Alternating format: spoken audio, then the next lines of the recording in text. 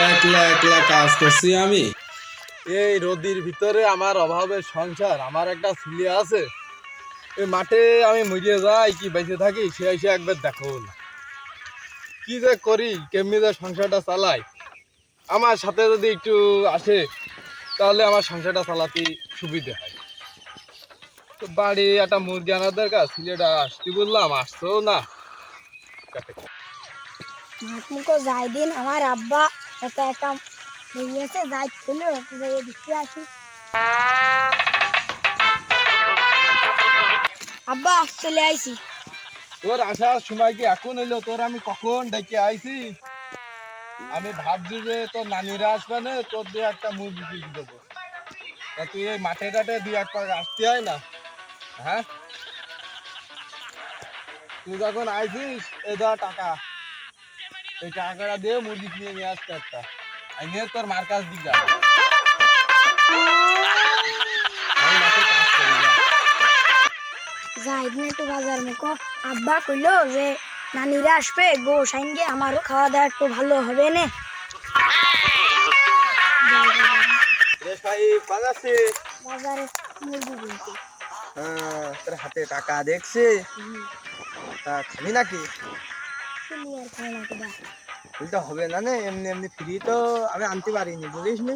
ওই টাকা এ দেখ, ওই টাকা 100 টাকার আনিয়েছি তুই, এই 150 টাকার আনিয়েছি তুই হইলে 100 টাকা দে, আর বাদ বাকি যা লাগে আমি দিয়ে আইনে বানি। খালি আই বসেই কান।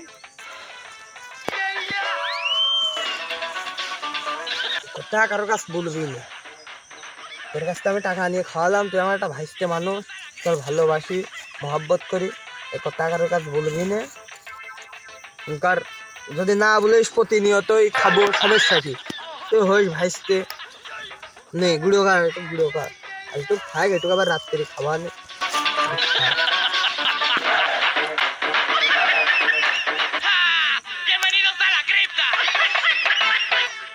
এই মেলাদিন মালটাল খাই নে, আজকে হঠাৎ করে খাচ্ছি, এরম যে হবে না বলতেও পারছি না।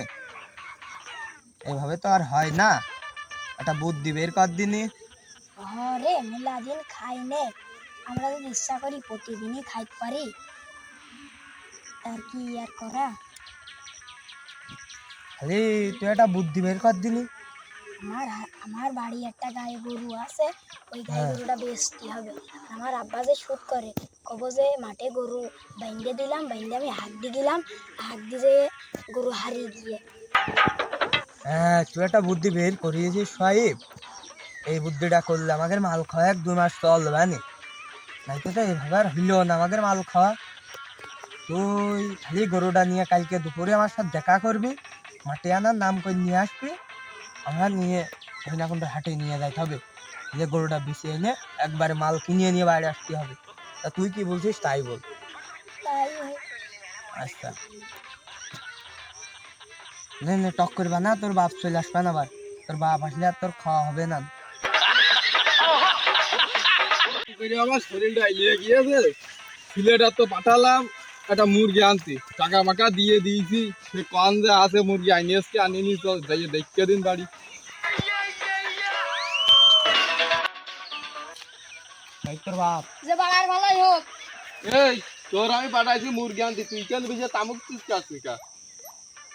কিরে, তুই তো আমার কাছে আগে বলিস নি, তা আমার মুরগি আনতে পাঠাই আছে। না, এরকম করলে হবে না ভাই, তুমি রাগ করে না, বসো ওইখানে বসো। রাগ করবে না, ওর আমি পাঠাইছি এক কাজে, আর মুরগি নাই না, এখানে তামুক চারটা আছে, তুই ভাই আমার ছেলেটা খারাপ বানালি। আর রাগ করো না, বসো, তুমি বসো, আমরা দুইজন ভাই ভাই মানুষ খাই, ও তো ছেলে গিয়েছে, সমস্যা নেই। তা ওর কাছে টাকা দিলাম আমি 100, তা কয় টাকা নিয়েছিস? 100 নিয়েছি। ক্যা, তুই কয় টাকা দিয়েছিস? আমি 25 টাকা দিয়েছি, আর একটা সিগারেট দিয়েছি। ক্যা, আমি কারোর কাছে 1 টাকা বেশি দিই না জীবনে, আর তুই ওর কাছে এত টাকা বেশি নিয়েছিস, কাজ কি ভালো করেছিস? না, সমস্যা নেই, ছেলে বিলে মানুষ একসাথে বেড়ায়। ভাই রাগ করো না, কিনে যখন ফেলাইছে, এ দেখো ভাগের জিনিস, নাও খাই, তুমিও খাও, আমিও খাই। রাগ করবে না, ওর পাঠালাম আমি এক কাজে, ও আর এক কাজ করিয়ে ফেললো। তা মালার কট্টুকা আছে এই যে একটি গাছ এখনো মেলা আড়ি কি আছে তা এ তোমার ভাগে না ওর ভাগে রয়েছে এ ওর ভাগের তা দাও মালকাটা দাও নাও টাকা তুমি যখন যখন বড় দিয়েছে ভাই মানুষ এই এদিকে আয় একসঙ্গে বসে খাই নিয়ে যখন ভালাইছিস জীবনে এটা নে জীবনে কিছু না পাই এটা বাপের মতো বাপ পাইছি